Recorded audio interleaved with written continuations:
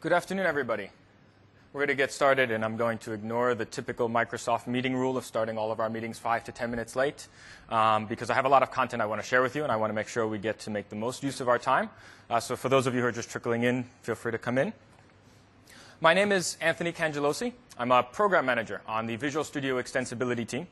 My team is responsible for building the end-to-end experiences inside of Visual Studio for connecting with and consuming extensions, as well as the experiences for building extensions and the host platforms underneath. So we own some features that you may be familiar with if you've used them inside of Visual Studio. Features like the Extension Manager in Visual Studio, the Online tab of the New Project dialog. We own the Visual Studio SDK for building and creating extensions, as well as the host platform for hosting VS packages, as well as MEF components. Now, if you don't know what these are yet, don't worry, you're in the right place, because that's what we'll go through in this session. Now, before we begin, I want to get a sense of the audience. How many people in the audience have actually installed an extension for Visual Studio? OK. Now, how many people have actually created or built your own extensions for Visual Studio? That's usually the right proportion. OK. Now, how many of you have never done either of these two things? You're afraid to raise your hand. It's OK. Well, that's OK. You have some homework before we get started. Your homework assignment is to go into the visualstudiogallery.com website and install your first extension. And that's the only prerequisite that you need for this session. You'll be all caught up. Before I get into the actual contents of the session, I want to make sure that you understand a little bit about what we'll go through in the next hour and make sure it's the right content for you. I'll go through a little bit of the background of Visual Studio Extensibility and where we came from. We'll talk a little bit about working with extensions and how you use extensions within Visual Studio. And I'll cover some of the more advanced new features we've built into Visual Studio for working with and managing extensions.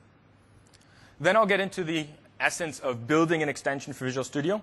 We'll go through some of the basic core concepts of what you need to understand to build your own extensions.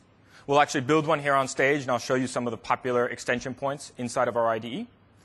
And then I'll review where and how you can deploy your extensions and which versions of Visual Studio will support those extensions and how you can promote those extensions online. Now, I won't be spending a lot of time going through the most popular extensions out there. I won't be installing many different extensions. It'll be more about the core requirements that you need to understand about building your own extensions. If you are interested in learning about some of those popular extensions, the Visual Studio Gallery at visualstudiogallery.com has a lot of useful lists and ranked community lists of the popular extensions. And I think I would trust the community more than even my own word about which are the most recommended ones. Now, I started on the Visual Studio team a long time ago working for a team called Visual Studio for Devices.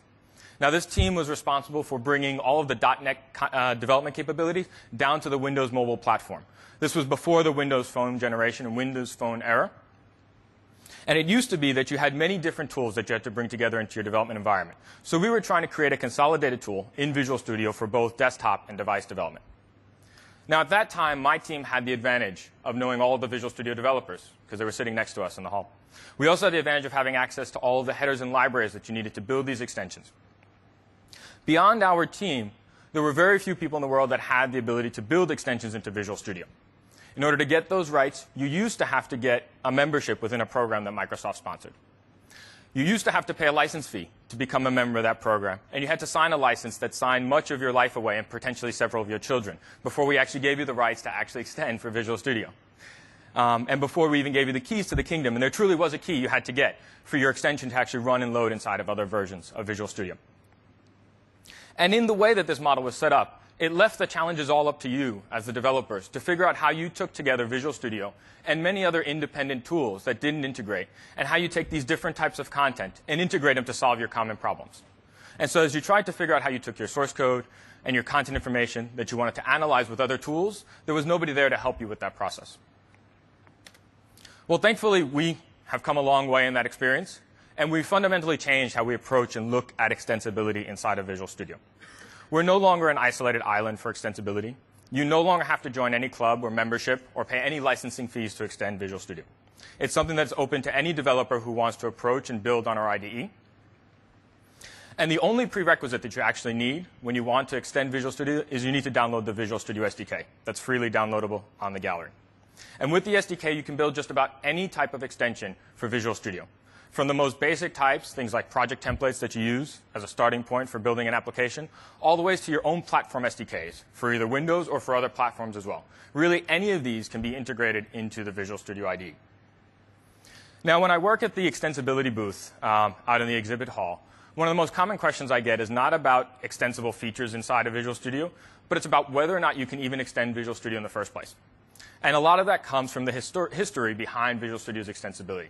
And so if there is one thing that you take away from this session, and I hope you take a lot more, but if there is truly only one thing that you take away, it is that you can extend Visual Studio with only downloading the SDK. And there are no prerequisites or requirements beyond the SDK for extending VS. So let's take a little bit more about the inner workings of actually using extensions within Visual Studio as a basis before we actually build our own. So the experience within Visual Studio for consuming extensions, actually, did you finish your homework? You did. OK, great. So the experience for consuming extensions in Visual Studio really starts with the Extension Manager. This is the starting point for consuming and using extensions inside of VS. It's the central view of all of the public extensions that are available on the visualstudiogallery.com. But the Extension Manager does a little bit more than just give you a feed of all that content that's available online. The Extension Manager actually filters that content down to show you only the specific extensions that work with your version of Visual Studio. So if you open up the Extension Manager today in Visual Studio 2012, the extensions you see there are specifically the extensions that were designed to work with that version of Visual Studio. Further, the Extension Manager filters it down to make sure that it's also the extensions that work with your edition of Visual Studio. Pro, Premium, and Ultimate have a varying set of features, all of which, or many of which, are extensible throughout the SKUs. And so we make sure the versions of extensions we show are the ones that work with your particular version and are compatible with your edition. So if they extend features from perhaps Ultimate, we're not showing those extensions in the Pro edition. Now, particularly for this audience, where we have a diverse community from many different regions and use many of our localized versions of Visual Studio, the Extension Manager also shows you both the versions that are localized for the language that you have loaded in Visual Studio, as well as the English extensions. So if you have the Italian or the French or the Spanish version of Visual Studio loaded, we'll show you the localized versions of extensions next to the English ones so that you get the specific content that you find most useful. Now, the Extension Manager, and I talk about it as the Extension Manager because that was the original name for the dialog. It's actually now the Extensions and Update dialog. The Extension Manager is the central place for V6 management. Now, when I say V6s, there are actually two different ways that extension authors can package up and ship their extensions. You can ship your extension as either an MSI, using the standard MSI technologies, and you're responsible for all the authoring and packaging up of the DLLs of where they need to be published within VS, or you can build them as a V6. And I'll get into more about how you build a V6, but a V6 is a much simpler way of packaging up an extension. The Extension Manager is the place where you manage either V6s or MSIs. It used to be that you could only manage V6s within Visual Studio, but we've actually expanded the Extension Manager to be able to manage any type of extension within the Extension Manager. And this gives us the ability to push out some of the new capabilities, like update notifications. And so within the Extension Manager, you can get update notifications for all of the extensions that you have installed, no matter how they were packaged and deployed. Now, behind the Extension Manager, Visual Studio, many of its features run under a set of services. And the Extension Manager is no exception. The Extension Manager has a fundamental set of services that are available for an extender to use to consume within their extensions themselves. And if you're asking why would you want to actually consume the Extension Manager services, it's for creating some what we would call in situ or context-specific experiences. A good example of this is if you go to the New Project dialog when you're creating your new projects. It has an online tab. Now, in that online tab, we're surfacing the same exact content that's available in the Extension Manager. But we filter the content there to be the specific types of content that are relevant in that context of your development. And so we only show project templates in the New Project dialog. If you go to the Add Item dialog, we eliminate all the extensions except for the item templates there. So again, you're only seeing a subset of the content on our Visual Studio Gallery that is relevant to the context that you're in your experience. And this is available for extensions to be able to query and find a specific set of extensions that might be relevant or content that you might want to load within your own extension. Now, when we connected Visual Studio through the Extension Manager into the Visual Studio Gallery, there was a lot of excitement from individual developers who were able to get access to many of the community extensions that were being built for Visual Studio. But we created a lot of havoc for development managers. Who in the office is who here is actually a manager of teams of developers? OK, not too many. So only a few of you would be upset by the fact that, well, there was no way to actually manage which versions of an extension you could publish out to your users. We also got a lot of feedback about the fact that teams wanted to be able to manage a subset of extensions that were only relevant or internal to their teams. And the only way to share that out in any kind of connected fashion was to put them on the Visual Studio Gallery. So several of our large partners came to us and said, well, can you give us all the source code for the entire Visual Studio Gallery website? And, well, unfortunately, doing that was going to pull the yarn out of a big ball of yarn and bring most of MSDN with it. We didn't ever design that website to be a modular component. So we went back and we took this feedback for 2012, and we expanded the Visual Studio Extension Manager to be able to consume more than just the Visual Studio Gallery's content through a notion called private galleries. And so now you can actually plug in your own private internal galleries into Visual Studio to publish a subset of extensions for your teams. Now, you can publish these galleries on internal websites using either of two different endpoints. You can create your own Atom feeds to publish extensions into our Extension Manager, or you can create SharePoint lists with some customized properties that expose the properties that the Extension Manager is looking for to host those extensions in our Extension Manager. So with that, let me actually take you through a walkthrough of what it's like to actually add a private gallery into Visual Studio. So here we have the Extensions and Update dialog, or synonymous what I call the Extension Manager. And it has much of the same design from 2010. It has the installed content filtered by the different types of extensions that you can consume. Has your online content, which is not connected to the internet and should be. Let me do that right now real quick. Oops.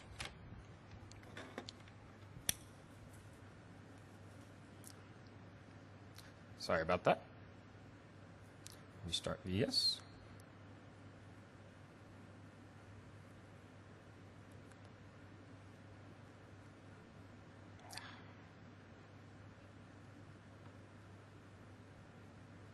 Tools.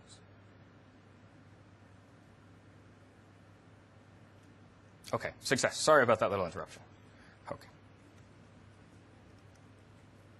Okay, so now we actually have online content, now that I'm connected to the network. And so here we're showing all of the content that's available online on the public Visual Studio Gallery. And then finally, we have the updates content, which pulls in updates for each of those particular galleries, as well as product updates for the Visual Studio product, all from the same experience. Now let's add our own gallery into that experience by going into the Tools Options dialog. From Tools Options, we can now add additional extension galleries directly from within Visual Studio. I'm going to give my gallery name and my gallery its own name. We call it our Team Blue gallery. And then now I can point this Team Blue gallery to any particular endpoint that I have in my enterprise. I can point it to a website where I might have an Atom feed or a SharePoint list. I can also point it to a public file share that I have internal or to any particular file location. So I don't have any SharePoint lists here internal on site, so I'm going to point it to a local file gallery that I have on my own personal machine. So I can take the path from that folder path that I have. And this would be the same as if you were pointing to a public file share. And you give it a pointer to the XML file that's created that contains all of the Atom content for that particular gallery. Now that I've applied that, I should be able to see that gallery appear inside of my Extension Manager. Going back to the Extension Manager and the Online tab, I now have a new top-level node that I can access. Now, this top-level node is showing me only the contents that's available on that particular private gallery. But this private gallery has all the same features that I had before. I can expand out private and organize my content by categories. I can get metadata about my extensions. I can also search for my online extensions. Installing an extension from my private gallery is the same experience as it would be from installing from the Visual Studio Gallery. So here I'm installing an extension that you can actually get online. This is the Highlight All Occurrences extension, which will help me demo some of the code that I'll be showing you on screen. I'm going to go ahead and restart VS. Now that I've restarted VS, that extension will appear inside of the Extension Manager as a managed extension that I have available. I can uninstall it if it's troublesome, or I can disable it if I don't particularly need it. Now I want to try and troubleshoot to see if this is a problematic extension. Visual Studio will track which extensions I have installed, and then updates for any of the extensions that are published through my private gallery appear here in the Updates tab.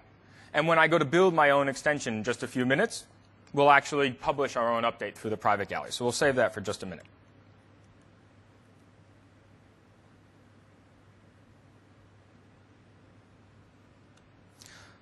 So let's talk a little bit about building extensions for Visual Studio. One of the things I like about working the booths here at TechEd is you get to practice your skills as a salesman. And when I get some of the tough questions, like why to build extensions for Visual Studio, you do what any good salesman would do, and you answer the question with your own question. And so when I get this question about why to build extensions, I ask developers, well, do you build products the same way that all other developers do? And the answer to that is usually no. Each of us are unique about how we bring together information into building the applications that we have. And many of the applications have unique requirements and different types of content that needs to be synergized into the development of your application, outside context that you need to bring together.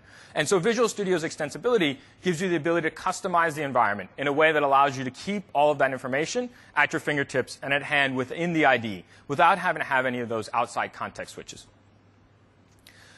Extensibility also gives teams some flexibility around creating policy guidelines around how teams contribute code into their team. One of the most common ways of doing this is by building project templates inside of the new project dialog. You can use project templates to define a set of references, common libraries, and consistent code patterns that you want your team to use so that your team is building consistent code throughout the organization. Another popular way of creating policies throughout teams is by using things like TFS's check-in policies, so that you as a development manager can create rules about what you define as done for the code that gets checked into your repositories. Now, who here has actually installed specifically an extension that is a refactoring tool, like, say, ReSharper from JetBrains or Telerik? Yes, they're extremely popular extensions. Now, I heard a statistic once that developers spend about as much time writing new code as they do iteratively refining the code that they've written. And so tools like these are specifically designed to reduce the iterative and the repetitive work that you spend building applications. Building your own custom extensions around Visual Studio helps with that process to help you eliminate some of your own repetition to build code faster and more higher quality. And then the last one is kind of a cheeky, fun aspect about one of the unique side effects that's come out of opening up extensibility and connecting it to developers. And that is really, a lot of us have unique ideas about how we would love to see Visual Studio behave differently. How many of you have provided suggestions to Microsoft about how you would like to see Visual Studio do something different? Yep. And you've probably had ideas about how you think we could do a better job with our IDE. Now, some of those suggestions do come in and do get taken in, but not all of them do. And so the gallery is given an opportunity for community members to take those suggestions online and share them out with other developers. And it turns out some of those ideas were really good. So good, actually, that they've become the most popular extensions on the Visual Studio Gallery. And it's been great to see over the last release cycle that community extensions that were built that never existed before in the Dev 10 release cycle have turned from community free extensions into paid, profitable extensions that individual developers have been able to build a business around. And I've seen some of these community members actually become members of our VSIP program, where they're now taking advantage of marketing benefits and really getting to promote the success of their extensions. So there really is a lot of opportunity to take your ideas about how you might want to change or morph the IDE into something that others can benefit from as well. Now, Visual Studio's extensibility goes pretty far and wide. This is just a small subset of the map of the different ways that you can build extensions into Visual Studio. Just about every single feature inside or every part of Visual Studio's IDE has some notion about lighting up and expanding the capabilities that are there so that you can flexibly change what is available inside of our IDE. Now, I won't be going through all of these extension points. We have entire conferences that are focused on some of the different pivots and aspects here. But I want you to look at this, and when you go back to this eye chart, when you review the sessions later, to look at some of the different ways that you might be able to manipulate Visual Studio. Now, you don't need all of these capabilities to build your first extension. There's only a couple of key highlights that we'll go through, the key concepts that you'll need to build your first extensions. Before you start building an extension, you need to understand a little bit about what makes up the extensions you want to create. I see a lot of developers get tripped up early on in their development of an extension as they try to rationalize some of the features they see inside of Visual Studio that they want to replicate or emulate. So if you look at features like, say, the toolbox, or if you look at the property window and the solution explorer, while each of these are three very different features that behave very differently inside of Visual Studio, they are fundamentally built on the same common extension point in Visual Studio. Each of these are just a tool window inside of Visual Studio's IDE. They have different attributes and properties about how they behave slightly differently from others, but each of them fundamentally is the same extension point. When you look at the document area, where you can see either a designer or an editor for the XML, the XAML designers, our Visual Studio editors, and a number of others, all of these are hosted inside of what's known as a document window. Again, a common extension point that all of these extensions share. Those refactoring tools that I talked about, the productivity tools that are out there, focus a lot of their extensibility within Visual Studio through our Visual Studio editor. They'll create margins along the outer edges of the Visual Studio editor to give you a visual understanding of code that they're changing or indexing information throughout your source file. They'll actually set adornments on the surface layer of the Visual Studio Editor, or UI elements that they place on top of the surface to give you information about that code or give you the controls to change or modify your code. And they set tags and classifiers throughout your source base to be able to modify and manipulate the code throughout the solution. A programming language is at its heart consistent across all programming languages, which is really just a project system, a language service to describe that language, some basic templates to get you started, and the build tasks that explain to the compiler how to understand the assets that are inside of that project system. And then a platform SDK, if you look at, say, the Windows Phone platform SDK for Windows Phone 7 development that you can download as an extension to Visual Studio, is really just a roll-up of all of these ideas brought into one. It has its own project flavors. It has its own code productivity tools and its own tool windows that it brings together into a single project for platform development. So when you get started going down the path of building your first extension, there are 3 core concepts that you need to understand that will help you build your first extension. The first one is understanding what is a v6. Now, it used to be when you built, or when our users would consume extensions for Visual Studio, we would get a lot of feedback, as a polite way of saying complaint mail, about how unreliable it is to consume or take extensions into Visual Studio. If they were trying out a new extension and it didn't work, it would leave Visual Studio in a completely unusable state, so much so that you might have to rebuild the IDE to get back to a working state. We got the same complaint from our extension authors, many of our ISVs, saying that it's too difficult to build extensions for Visual Studio. There are too many custom locations, registry keys, configuration files that you need to set before you have the ingredients to actually package up and deploy that extension. And so we took a step back from MSIs and said we could do better than MSIs in terms of how we approach and package up extensions that Visual Studio will consume. And so we looked and we took advantage of a technology inside of Windows called OPC. And if you don't know what OPC is a glorified version of WinZip, or zip files. Except these zip files that we use and take advantage of have their own custom file extension. So our custom file extension is a .visix file. And inside of that custom zip file is a manifest that describes its contents. That's at its heart what an OPC file is. Now, by taking advantage of this, we're able to create a very simple, lightweight, X-copy deployable package for shipping extensions. These v6s can be localized into any of the supported VS languages or other languages as well. They're extensible. You can add your own content as well as your own XML metadata in there to describe additional contents inside. And by having an atomic unit that represents that extension, we can introduce some of the functionality around managing extensions that we couldn't do before. Gives us the ability to turn on and off extensions because we understand all of the assets that belong to the extensions that you're shipping inside of your v6. We've expanded v6s to not just support the v6s itself, but to give some tie-ins into MSIs as well, so that MSIs can take advantage of some of the inherent core advantages that you get with v6s. Things like update notification, as well as dependency resolution between extensions. And within the SDK itself, the SDK gives you the tooling that you need to simplify the packaging and building of a v6. So you don't have to worry about understanding how you create these. We take care of that for you, and all you do is you set some metadata attributes. Now, the second important concept, actually, before we go to the second one, let's actually take a look at a v6 here and see what actually belongs inside of a v6. So I'm going to go to that private gallery that I have set up, and I'm going to open up one of the extensions that I installed earlier, the selection highlight extension. I'm going to make a copy of it here. And as I said, this is really just a zip file at its heart. So I can take this and I can rename it to a .zip. And in doing so, I now have a package that I can open up and I can see the contents of the inside of my v6. Now, perhaps other extension developers may not want you knowing this, but the truth is you can go to any extension that packages a v6, download it, rename it, and understand how it's been organized and packaged up. So you can learn from that as well. v6s have a few common elements in them.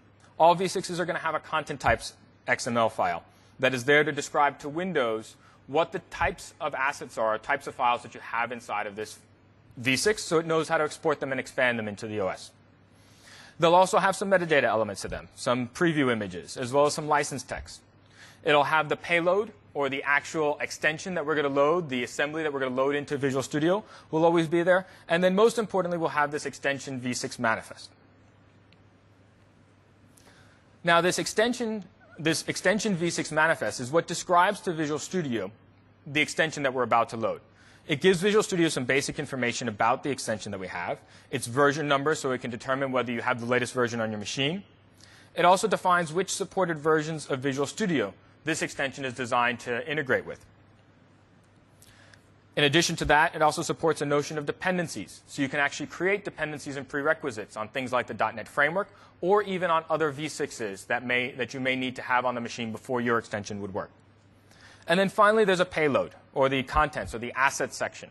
And this describes to Visual Studio the extensions that we're going to load into the IDE. And it's through this that Visual Studio determines how to do all of that registration that was originally left up to the extension author. Now, in addition to the common elements that you find inside of any v6, you can also ship your own supporting files along with them. So into that zip file, whatever you put into that zip file will expand out and install into a common location or a private location on site of the user's machine. So you can also ship your own contents, your own supporting files, databases perhaps, a local database perhaps, or other assemblies that you might need to query into. And then using the Extension Manager services, you can ask for a location for where we've installed those, and then call up any of those particular assets or supporting files that you might want to ship with your extensions. Now, the second concept that's important as you go down and build your first extension is understanding what a VS package is. Now, VS packages are the primary extensibility point inside of Visual Studio. There are other ways to extend the IDE. You may have heard of things like VS add-ins as a simple way of building extensions for Visual Studio. There used to be a time where there wasn't a lot of information available about VS packages. Historically, they came a little bit later in terms of availability for the public to consume, and so there were fewer samples, there was fewer documentation about it, and the tooling wasn't as robust for building packages. That has come up to the point where I would say that we are comparable and arguably the same as building a VS add-in, and it is the fundamental same technology that the Visual Studio team uses to build the capabilities that we ship inside of Visual Studio. And so I generally recommend for anybody who's beginning to build new extensions to start by building a Visual Studio package. Because most of the shell's IDE is exposed through extending a Visual Studio package. When you look at the menu system in the top left, or even the toolbar, both of those capabilities are exposed as a VS package. And they have a command that sits behind them, also implemented in a package. Those tool windows I talked about earlier, the property window, the toolbox, and the solution explorer, each of these also implemented and delivered through a package, as well as the document well, also shipped as a VS package as its core fundamental capability. And it has the flexibility to really take advantage of all the extension points within Visual Studio, whereas VS add-ins will run into some limitations that you won't be able to expand beyond as you want to get more robust with your extensions you build. Now, at the heart of a VS package it is built on a COM architecture for Visual Studio. It was originally built around native code, but you shouldn't get scared away by that because we've built a set of managed wrappers around VS packages to make them more approachable to a managed developer. And the extension that I'm about to start building in just a moment will actually be built entirely in C# through managed code to show you that it is just as possible to do when we provide the templates and the tools to build managed extensions for VS.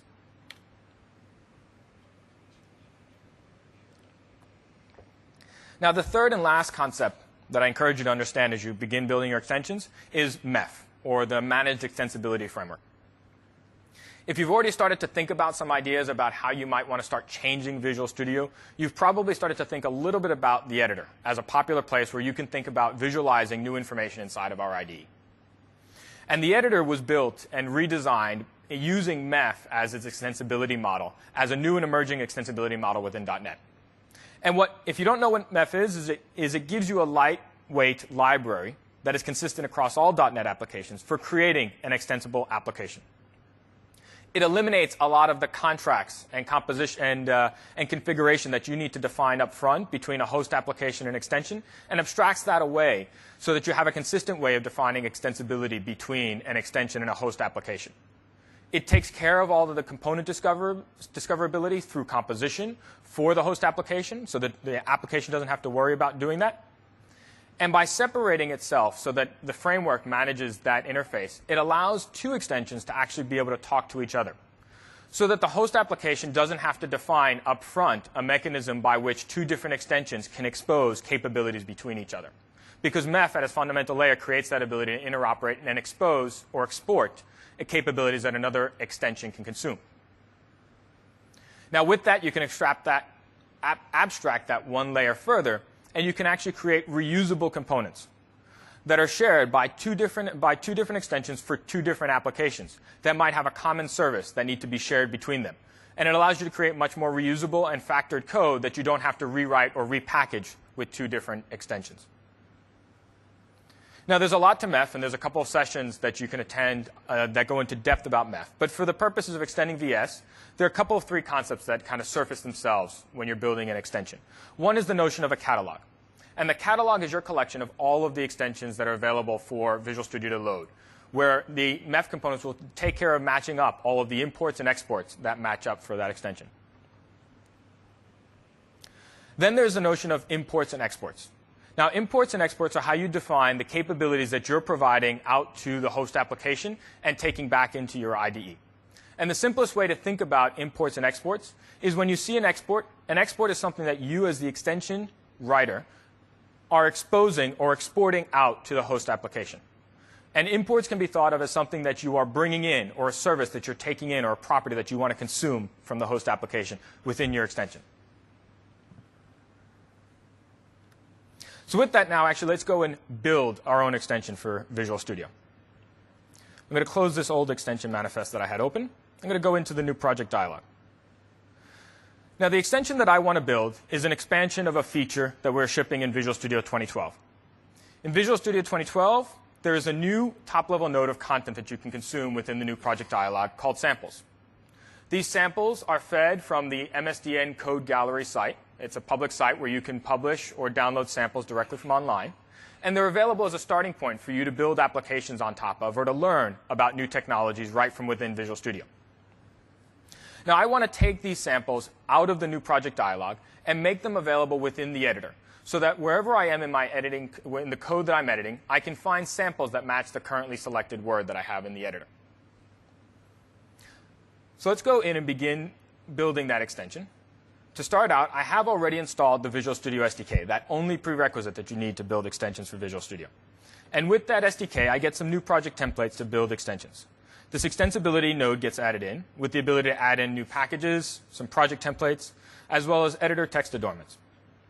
So I'm going to go ahead and add in my own adornment here. I'm going to call it my sample list.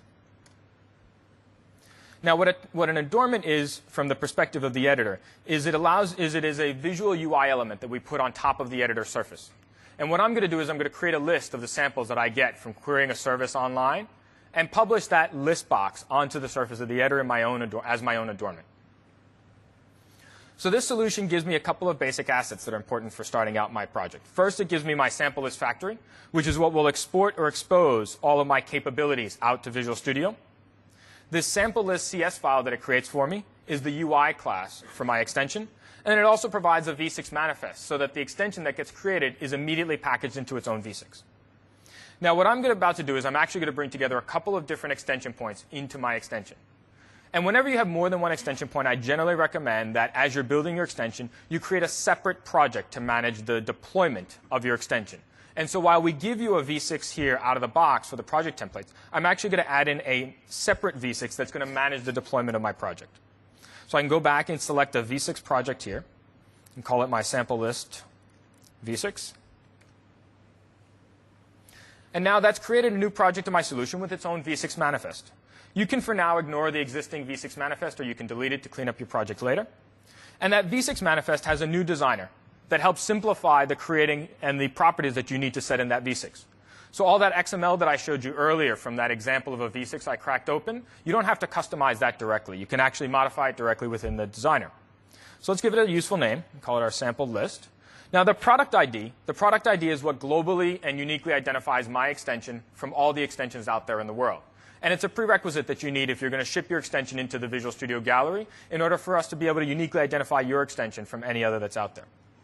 The designer also gives me feedback for required fields to make sure that I have all the requirements for correctly publishing my v6, and then it'll also give me build task or build feedback if I have errors in my project. The version number is what we'll use to define whether or not we have a new updated version. Now, the install targets is where I define which versions of Visual Studio my extension is designed to work with. I can build an extension that targets many different versions of Visual Studio from the same package.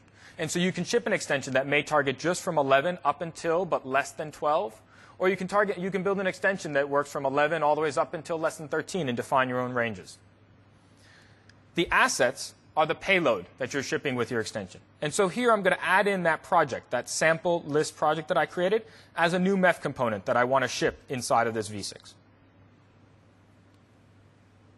And then finally, if I had any dependencies that I required that were on the box, I can define a dependency here and provide a hint URL so that when Visual Studio tries to install it, if the dependency isn't found, Visual Studio will tell the user where to go and find that dependency and install it before you install your extension. Now, the last thing I'm going to do is I'm going to tell Visual Studio I want to set this as my startup project so that when it runs the extension, it runs this particular v6. Now, the v6 project will take care of importing all of those dependencies that I defined as references and then build up and package the v6 so you don't have to do that. Now, let's get back into the coding of my extension. First, I need to add in a few references that I'll need to build my extension.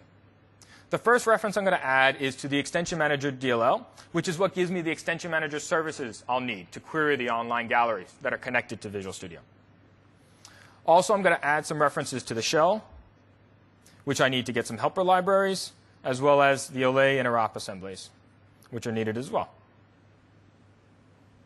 Now, a little known useful feature in the new extension manager, in the new reference manager here, when you add references, you can select multiple items by just doing shifts and checking them off the box. It used to be that you'd have to have them all available in the same list or click OK and move in and out. We actually preserve all of that for you now, and you can just add them in, and they all get added together at one time. So let's go into the sample list factory, that factory class. Now, let's take a look at what's been created for me. First, I need to add in a using statement for the references that I've just added. And what the template has given me here is it's given me a basic MEF component. This MEF component is exporting a set of capabilities from my extension out to the Visual Studio Editor.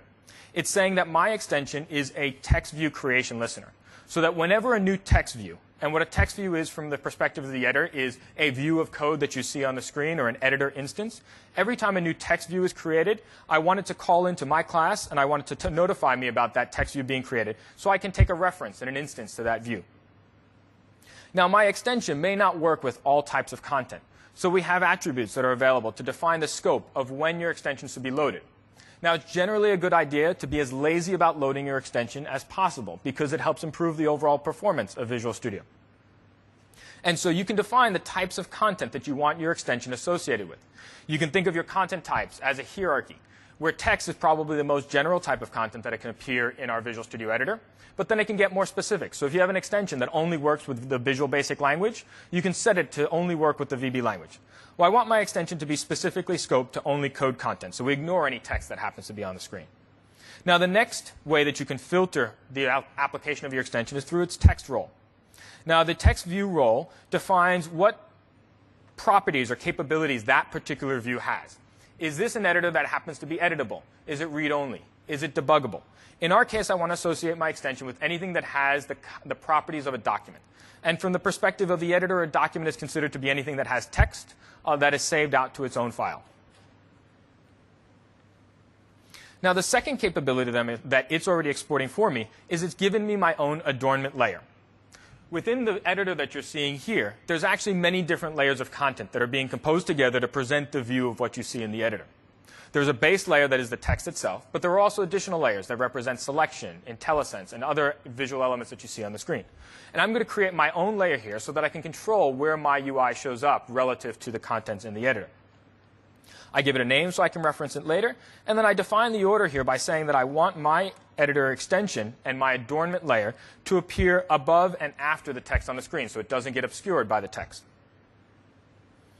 Now that I've modified all my exports, I need to import some capabilities. I need a service that's going to come from the Visual Studio Editor. I need an ability to actually navigate through the code. And so the editor gives me a service called the Text Structure Navigator Selector Service that I can use to import and acquire an object that will let me move around the code inside of that text view. And so by calling that Text Structure Navigator Selector, I can get an instance of an object based on the text view's buffer. Now, to take a step back for a minute here, I mentioned that the text view was the UI composition of what you see in your editor. Associated with every view is a specific buffer. That buffer contains all the text or the data that's relative to that particular editor's view. And so this navigator allows me to have an object that controls structured movement around that particular buffer. And then I'll pass that on to my UI class that I have already created. So let's go ahead and now modify the UI class. Now this template, the way it's created just out of the box, will put a box or a little red box that outlines all the letter A's that appear inside of my editor. Now that's interesting as a demo to understand what it does, but I need to change this to do my own presentation. So I'm going to remove the code that comes with this template. I'm going to start to add my own. First, I'll add some using statements that represent the references I took earlier. And then let's start looking at some of the global variables that I need to manage, specifically those that are relevant to editor's extensibility. And I'm going to gloss over some of the topics that are specific to this unique demo and just really focus on those objects that are relevant to the editor. First is that text view that I talked about. This is the pointer to that view of the currently selected editor. The text buffer represents the buffer of data that sits behind that editor, because there's a clear separation between the data or the model view, the model, and the view components of our particular editor. Now, the third object is interesting here is I need to manage a pointer to the currently selected word within my editor. I want to track the current word because I need to query for that word online and determine if there are any samples that match that word. Now, when you work with content within our buffer, you don't actually work with strings within our buffer, as you might originally assume. We create what are called snapshots of the buffer. These snapshots are version snapshots of the contents in the buffer at a particular point in time. Many different snapshots are created over the history of a particular text editor's view. Those snapshots give you an immutable object that you can take a reference to and work with without having to worry about managing locks to the strings that you might need to manipulate or change, or that may be changing under you. And so you work with a particular snapshot in time of that text buffer, and then a snapshot span, what that maintains is it contains a location within an existing snapshot, as well as a length that defines a range in that snapshot that you need to work with. With that, it then provides helper methods that let you get the text for that particular snapshot when you need to actually work with the string directly. I have my iText structure navigator that does my movement, my adornment layer, and then a list of all the results that I get from my online query. Now, my sample list constructor here is relatively basic. I take in some elements that came from my constructor, and then I use the getAdornmentLayer method off of my view to get the adornment layer that represents the one that I exported from my sample list factory. The last thing I'm going to do here in my constructor is add a couple of methods that are going to handle the layout changes and the position changes. Now, the position change is relatively simplistic. It's whenever I move a caret around the screen, I'll get a position change event. Layouts happen a little more aggressively, though. Layout changes happen whenever the editor is expanded or minimized, whenever the text is scrolled within the text view, a layout change will occur, as well as when I add new lines or change the actual text within the buffer. So I can use the events new snapshot as well as old snapshot to see whether or not there's a change that's relevant to me finding and doing a new search. So I scope my searches to only be relevant to when there is a new snapshot or my snapshot has changed over time. In other words, when the actual text buffer underneath it has changed. Here, the update at caret position is my do work method. This can be any of the functionality that you might be doing in the editor relative to the UI adornment that you have on the screen.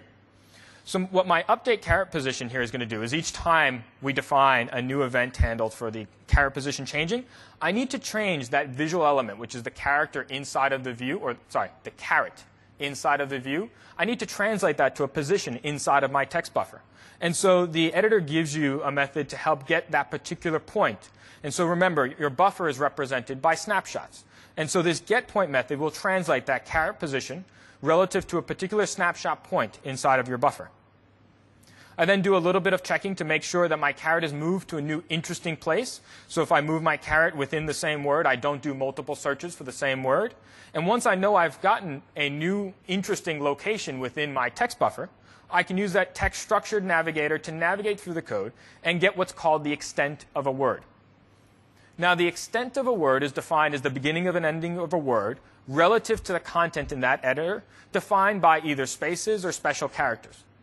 And the host of the editor gets to define exactly what is the range or extent of a word. So you can control this in some very unique and interesting ways. That navigator also gives you ways to move around different relative points to a current selection. So you can find the parent of a particular word, or the sibling, or the length or the string of a particular word. Now, I need to see if that word is significant with respect to my extension. So I'm going to see if there's any characters in the word that I've selected. And then once I have a particularly unique word, I have a method that is my getSamplesList, or that will do my online query call to get the samples that'll come down. And it'll take that snapshot span that I created earlier, and use the getText method to get the actual string that represents that point in my buffer location. Once I have a list of samples that match, I'm going to display it onto the screen. So here's that getListSample or getSamplesList method. And what's most notable or interesting here is I talked about the Extension Manager services for quite a bit. And one of the capabilities that you can use in the Extension Manager services is to query the online content that it knows about. And so using the service provider, which is a helper API inside of Visual Studio, I can get an instance of a service that manages all of that sample repository. The sample repository is an online source of content. From that, I can build a query, define the order of the content that I want to see, organized by its ranking, define a subset of how many I wanted to show me in a list, and then execute that query and return the results. Once I have a set of results that I want to display on the screen, I can do my visual presentation. First, I use my adornment layer to clear out all of the existing adornments that are on the screen. I want to get rid of any of the junk that I have on my layer and start with a fresh view. I then need to find out where I want to place that adornment on the editor view. And I can use one of the helper methods to actually get a location of where the current word is by identifying a geometry object, just a basic .NET geometry object, to see where that word is that I have selected relative to the current editor's location. And that'll give me a pixel location of that word so that the list box object that I'm creating can be set relative to the bottom right of that particular word. With my location set, I fill up my text box with all of the samples that I found in my list, and then I add that list box into my adornment layer using the addAdornment method. So with that, I think I've captured all the code that I need to show here, and I've got build success, so we're great. So let me run my extension. Now, if my extension doesn't work, I could have a lot of trouble if I start to run that extension inside of my working version of Visual Studio. So with the SDK, we add in the capability to create what are called experimental instances of Visual Studio. And what an experimental instance gives you is it gives you an isolated, safe place where you can have your own settings, your own configurations, and you can deploy the extensions that you're testing and building without affecting your current development environment.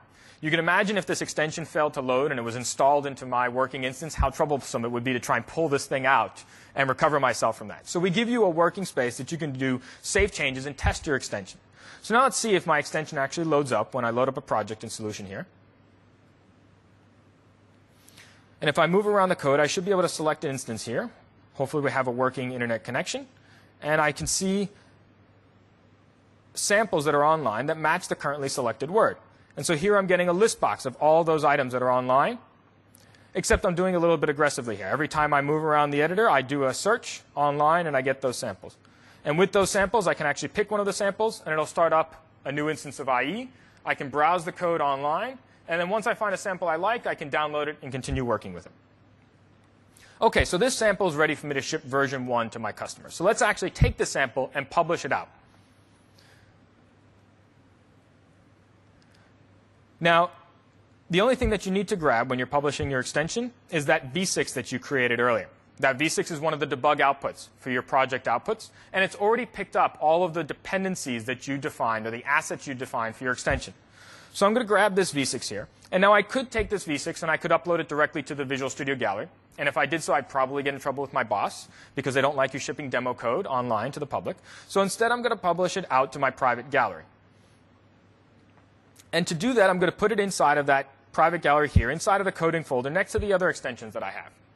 I just copy it over. And then the last thing I need to do is I need to update that Atom feed to tell the Atom feed that it has some new extensions to publish out. Now, the Atom file here follows all the standard conventions for an Atom file. We try to reuse many of the existing properties that are already standard inside of Atom so that you can use a lot of the standard libraries that are there to automate the process of building your own Atom feeds for the extensions that you want to publish internally. So I'm going to take one of the existing entries that I have here and create a copy of it. And with that copy now, I'm going to modify the properties to represent the extension that I'm about to ship. Oh, actually, I'm doing this inside of the experimental instance, which is why it's so slow. Let's actually close that down and go back to here. I'll open up this private gallery.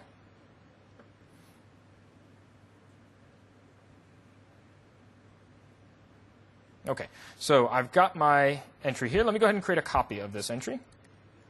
Now I have a copy. Let me go ahead and replace the ID here and some of the properties in this entry to represent the extension that I'm about to deploy. And to get that, first I need to get the ID for my extension, which is that globally unique ID that was created for me. I apply that to my ID property here, replace all the ID values, and then I'm going to give it a new unique useful name, call it our sample list. Don't care here much about the description because this is going to be our own extension.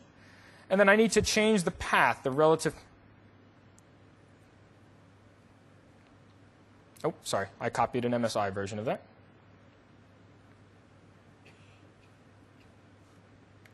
There's slightly different properties that you need for publishing an MSI versus a v6. So I want to make sure I copy the v6 version of it. And again, I'm going to change my ID to represent the ID for my extension.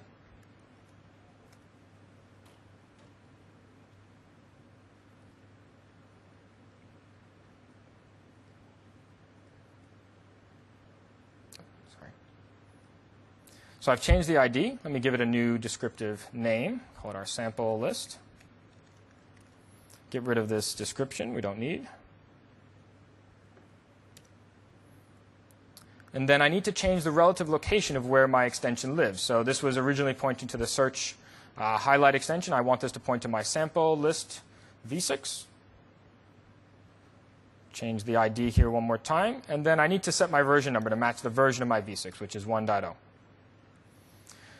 So I have my properties set here. If I go back to the Tools, Extensions, and Updates dialog, let's go into the Online Team Blue Gallery. I see that I have a new extension available in this gallery. And so all I had to do was update that XML file to get it to appear. Now I can install this extension, and it follows the same behavior that I had before. When I install the extension, it will be available, and any of the source that I change should actually now do that search online to find relative words that match the current selection. Now, I'm doing this a little aggressively. Every time I move my caret around the screen, I'm doing another search online, which is obviously going to slow down any of my work inside of my editor. So I need to improve this version 1 of my extension to create a second version that instead of doing a search every time I click inside of the editor, to move that work off to its own menu command, so that only when the user clicks the request for a search do we actually do the online search call. So I can disable this troublesome extension that I've created right here. I can go and I can disable it. So I keep the extension loaded inside of Visual Studio, but it's not actually enabled. So none of the extensions get loaded into the IDE. And I can start moving around and start changing my code again. OK, so let's go ahead and add that menu command into my IDE. First, I need to add in what's known as a VS package. And I can go back to my projects and create a new project for that. And let's call this our sample menu command. The VS package will give you a wizard that walks you through the creation of a VS package. You can choose any of the languages that you want to build your extensions in that you're comfortable with, the metadata that goes into your package as well, and then you can define which extension point inside of Visual Studio you want to consume. Here I need to use a menu command, and I'm going to give my menu its own name, call it our find samples command. And I'm going to remove these unit tests. Although they're useful, they're going to slow down my project creation for the demo, so I'm going to remove them. But what those unit tests give you is it gives you a way to actually test your extension in a build environment without having VS loaded or installed. And it gives you some mock objects that you can use to test the functionality in your extension. Now that I've created my sample menu command project, I need to tell that v6 project that there's a new asset that it needs to deploy. So let's go back to that v6 manifest. And inside of that v6 manifest, I need to go to my Assets tab and add that as a new asset. This time I'm going to select a VS package and then point it at this sample menu command package that's in my solution. The other thing I want to change in my v6 is I want to upgrade my version number, because this is how Visual Studio is going to detect that there's actually a newer version to notify users that you can update for your extension. Now I have my deployment package ready to go. There's one last little property I need to set on the project for my MEF component. The packages that get created with Visual Studio have a template setting that we're defaulted to have strong name signing turned on by default. And so the two different project templates I've used, one is signed and the other one isn't, but you can't deploy two projects that are not both signed or both unsigned. So I need to go and grab a reference to that strong name key so that my projects will actually build and deploy together. Now that I have that set, we can get back into the fun of coding my actual extension. All right, let's add some references that I'll need inside of my menu command. In this case, I'm going to need to take a reference to Visual Studio's text manager, which is in the Visual Studio editor assembly. This is what gives me the ability to query for and identify the views that are, or which different editors happen to be loaded in the IDE. The next item that I'm going to take a reference to is specifically to an instance of the Visual Studio editor, which is the new editor that we rebuilt in Visual Studio 2010. Now that I've got my references set, let me add some using statements for those particular assemblies. And then also I need to take one last reference. I need to take a reference from this VS package over to that MEF component that I created earlier, which has all that UI for my editor extension. OK, so the project templates created a lot of the configuration that you need for building a VS package. So this has been abstracted away. And what it does is it puts a menu item onto the tools menu. You can change these properties to put that menu just about anywhere inside of the VS IDE. And we've created a lot of verbose comments to help you understand how to change those properties and modify them to move those commands around. Now, within my command, I need to change the callback method. This is the function call that gets called each time that menu is clicked. The default template puts up a message box each time it's clicked, and I want to change this to instead do my web service call. So I need to remove this code here and call an execute method inside of my sample factory. Before I can call my particular MEF component, I need to identify from that menu command which of the editors happens to be the current one that has focus. So that's where I get an instance of our text manager service. That's what allows me to have an object that can get the currently active view that has focus with the user. If the currently visible editor, and there are many different types of editors, both Visual Studio's editor and custom editors that can load up into the IDE, if it's Visual Studio's editor, it can be casted to this VS user data type. And through that data type, you can export and get specifically an instance of that text view that we were using in our MEF component earlier. Once I have a reference to that view, I can pass it off to my sample list factory class. That was the extension that we exported into the editor, and call a new execute method that I'm going to add now. So let's go ahead and add in that execute method. So here, this execute method is going to, instead of creating a new instance of our UI class every single time, we're going to create a singleton object. And we're going to get that instance of that singleton relative to that instance of the editor. And then from that UI object, we're going to call that update at caret position, or my do work function for my particular extension.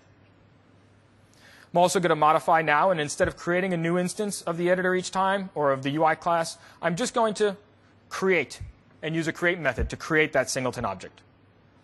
And then the default template gives me internal objects, so I need to make this public so that it's accessible from that other assembly that I'm calling it from. Now, the last set of changes I need to make are inside of my UI class for my MEF component. So I have my UI class here. As I've said, we're building a singleton at this point. So we no longer need to have a public constructor. We're going to create a private constructor here. We'll add our new create method that we have. And what this create method is using the view to add properties onto the view of the editor. And it's adding onto the properties of the editor an instance of this sample list object, but only one if one doesn't exist, or getting a reference to it if one already does exist from a previous call into the editor. The last thing I want to change is I want to remove that troublesome code that I had that was doing calls out to the editor every time. And instead of doing a work function each time, I'm just going to clear out the editor adornment layer using the remove all adornments and clear out any of the UI that was there, so that whenever I do a position change, we just clear out the screen. OK. So let's try building that and see how that goes. Success is always a good place to start from. All right, so F5. Now, let's try and run this extension and see where we go. We're, again, opening up inside of our experimental instance, so we're safe from our development environment. I'm going to open up that VS package sample solution that I had open earlier. I'm going to try moving around my code. And I'm no longer doing that web service call that I was doing earlier. I can freely move throughout the code. But I can select a particular element or word inside of my editor. I can go to the tools options, or go to tools, and I have a new menu command, my find samples. This is now actually doing the web service call for me and displaying that UI element rather than doing it each time I have a UI change. OK, so my sample's working now. I want to deploy and update version 2 of my extension out to my users. So to do that, we go back and we grab the latest version of the v6 that we've created. Again, the v6 project did all the packaging for me. So it pulled in this new assembly for me, so I don't have to rebundle it. And I can just take that v6 and copy it back over into my private gallery. Put it into the coding folder, and I'll just replace the one that's already there. Now, the last thing that I need to change is inside of that private inside of that XML file, I need to tell the Atom file that we have a new version of our extension, and this time incremented from version 1 to version 2. Now that I have version 2, let's go into the Extension Manager and see what it tells us. Now, under the Extension Manager, I have a new update that's appearing. It's telling me that based on the version that you have installed was 1.0, there's a 2.0 version that's available online. Updating this extension would then go ahead and install and publish the update into Visual Studio for me. And now I have the latest version of my extension.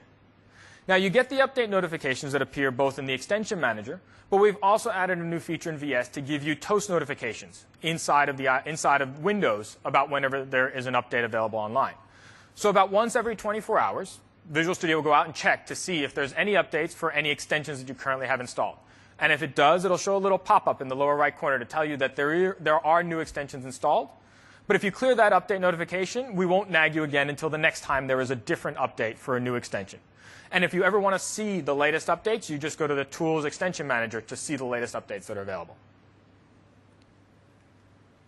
OK, so what did we do here? Let's take a review.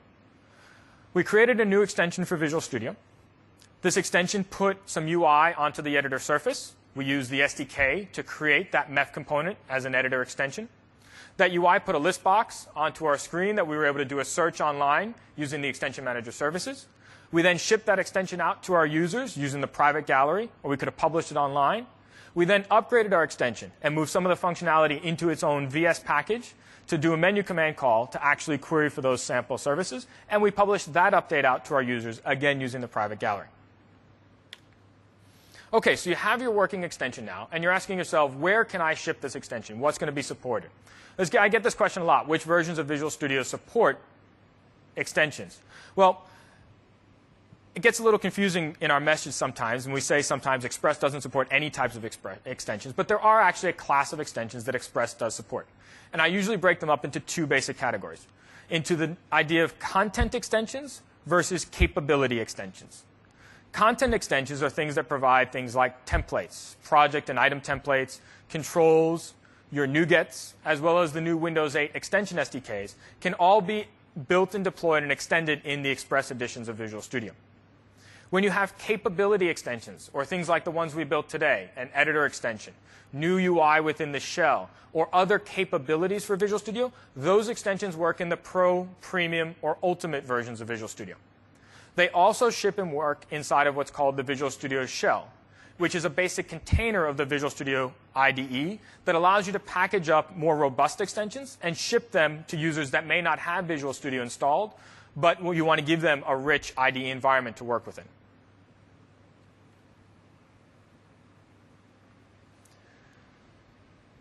Now, once you have that fame and fortune idea that you want to ship out to all of your customers, we have a program called the Visa program that's there for partners that are building extensions and have a business built around extensibility. It's through this program that if you've already started to use Visual Studio 2012 and you use already some of the popular extensions from 2010, you've probably found that folks like ReSharper, Telerik, Component One, all of them already have working versions of their tools working inside of Visual Studio 2012. And they've had them as early as the beta version of Visual Studio. And that's because we work very closely with all the members of our Visa program to help them get ready for the latest version of Visual Studio. We have a bunch of technical sessions where we share early and interesting content about the emerging technologies for Visual Studio so that they can prepare their extensions for the latest version. We also have a bunch of marketing benefits to help them be more successful and market their extensions to users. Now, this may sound like a lot of great value for our partners, but it actually provides value to the ecosystem as well. Because through these partners, we actually use them as a test bed for getting some really rich and complex real-world extensions that we use internally to test and see whether or not we're breaking compatibility in VS and try and strike a balance between maintaining compatibility and new features that we add into the IDE.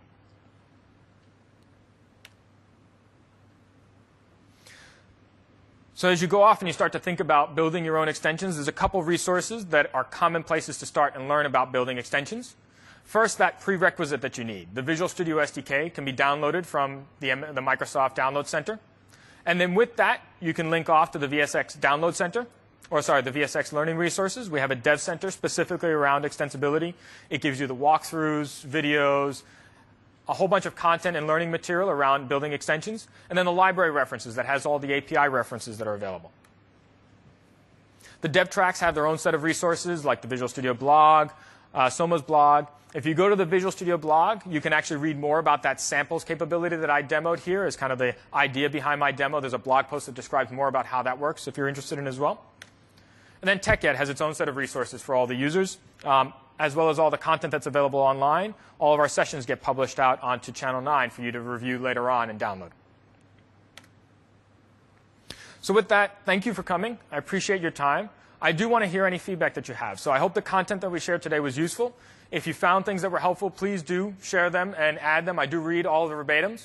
And if you found that there were ways that I could change the session for the future, please share those as well. I'd love to hear about how we can do this better in the future as well. But with that, thank you very much for coming, and I'll be here for any questions that you may have.